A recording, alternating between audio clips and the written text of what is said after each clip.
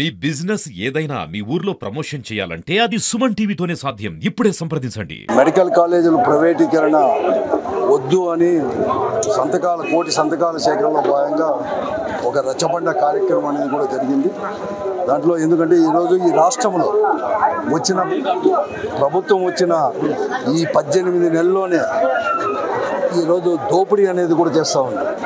ఆ రోజు జగన్మోహన్ రెడ్డి గారు ఎంతో భాగంగా ప్రజా సంక్షేమం కోసం ప్రైవేటీకరణ లేకోకుండా ప్రభుత్వ మెడికల్ కాలేజీలు కూడా 17 మెడికల్ కాలేజీలకు ఒకే మారు కూడా శాంక్షన్ ఇచ్చేసి ప్రభుత్వ 5 మెడికల్ కాలేజీలు పూర్తి చేసి ప్రారంభించి 2 మెడికల్ కాలేజీలు కూడా పూర్తి చేసి తర్వాత మిగతా మెడికల్ కాలేజీలు కూడా కొన్ని దశల్లో కూడా ఉన్నాయి, ముందుకు కూడా పోతున్నాయి. ఆ పరిస్థితుల్లో ప్రభుత్వం మారంతో అవన్నీ కూడా ప్రైవేటీకరణ చేసి వారి బంధువర్గాలకు ఇచ్చుకొని వచ్చేసి కోట్ల రూపాయలు ప్రతి సంవత్సరం కూడా వచ్చే దాంట్లో ఆదాయాన్ని అంతా కూడా ఈరోజు వారు దోపిడీ చేయాలని చెప్పి ఒక పెద్ద ఎత్తున కుట్ర జరిగి ఈరోజు ప్రైవేటీకరణ చేశాడు. దానికి వ్యతిరేకంగా కోటి సంతకాల సేకరణ అని చెప్పేసి తీసుకునే కార్యక్రమం కూడా ఇక్కడ పార్లమెంట్ ఉంది.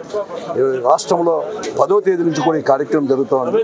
స్వచ్ఛందంగా నేను చూస్తున్నా ఈ 10 రోజులు కూడా స్వచ్ఛందంగా ఈవెన్ తెలుగుదేశం పార్టీ వారు ఏ పార్టీ వారైనా కూడా మీరు చేసే మంచి కార్యక్రమం ఇది, ప్రైవేటీకరణ వద్దు, ప్రభుత్వ ఆధ్వర్యంలో ఉండాలని చెప్పేసి ఎంతోమంది కూడా ముందుకు కూడా వస్తున్నారు.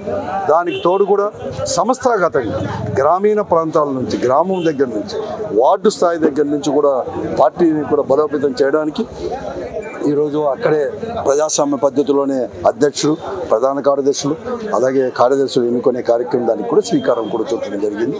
ఈరోజు ఒక దోపిడీ పరిపాలన జరుగుతుంది.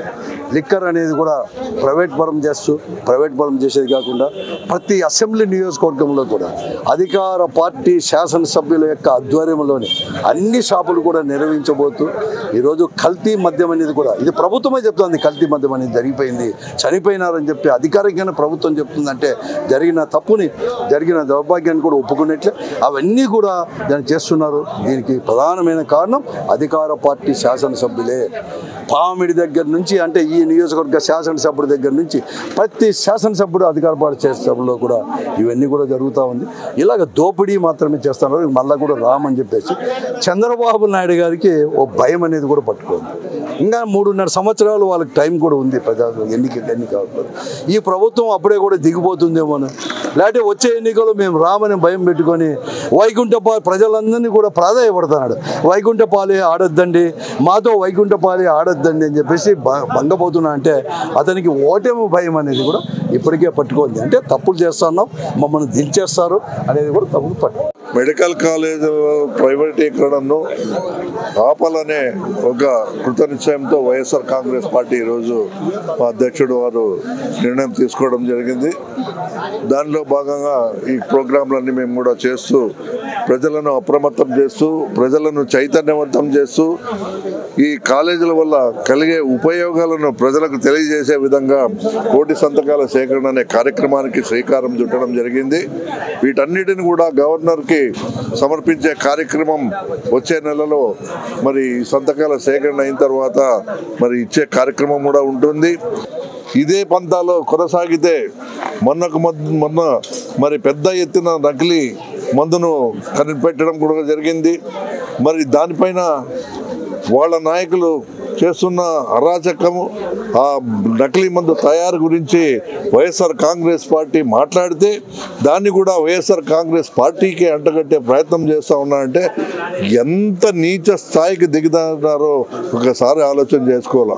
ఇటువంటి వాటిని అరికట్టి రాబోయే దినాల్లో ప్రజలకు మేలు చేస్తామని ఒక్క మాట కూడా మాట్లాడకుండా వాళ్లకు చెందిన ఎల్లో మీడియాలతో వాళ్ళు ఇవన్నీ కూడా ప్రచారం చేసుకొని చివరికి మరి వైఎస్ఆర్ కాంగ్రెస్ పార్టీని ప్రజల్లో అప్రతిష్ట పాలు చేసే కార్యక్రమాలు చేస్తూ ఉన్నారు. కానీ ప్రజలు అందరూ కూడా గమనిస్తూ ఉన్నారు. ఈరోజు చూస్తూ ఉన్నాం ఇసుక దోపిడీ, లిక్కర్ మాఫియా ప్రతి గ్రామంలోనూ ప్రతి వార్డులోనూ ఈ రాష్ట్రంలో వేలాదిగా ఈ బెల్ట్ షాపులు ఉన్నాయి. కనీసం వాటిలో ఏ మందు అమ్ముతున్నారని అడిగే దిక్కు లేదు. ఈ ప్రభుత్వం యొక్క మరి ఆలోచనను నిరసిస్తూ తప్పకుండా ఈ ప్రైవేటీకరణ ఆగే వరకు కూడా మా పోరాటం సాగిస్తామని కూడా చెప్తా ఉన్నాం.